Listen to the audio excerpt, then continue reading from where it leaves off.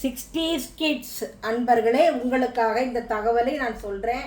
Kumbakonam trip போகணும்னா இந்த மாதிரி ஒரு மேப்பை கையில் எடுத்துக்கோங்க. நவகிரக ஸ்தலங்கள், சூரியனார் கோயில் ஃபஸ்ட்டு, அதிலிருந்து ஆரம்பித்து கேது ஸ்தலம், கீழப்பெரும்பள்ளம் அது வரைக்கும் போயிட்டு வந்துடலாம். ஒரே நாள்லேயும் போகலாம், 3 நாள்லேயும் போகலாம். போயிட்டு ஒவ்வொரு நவகிரகத்தையும் தரிசனம் பண்ணிவிட்டு, அது தவிர கும்பகோணத்தை சுற்றி இப்படி ஏகப்பட்ட கோயில்கள் இருக்குது, அவ்வளவும் நம்ம போயிட்டு வரலாம். தங்குறதுக்கும் நல்ல ஹோட்டலாக ஸ்டே பண்ணணுன்னா கும்பகோணம் சிட்டிக்குள்ளே குவாலிட்டி இன் வீகா அதை செலக்ட் பண்ணிக்கோங்க.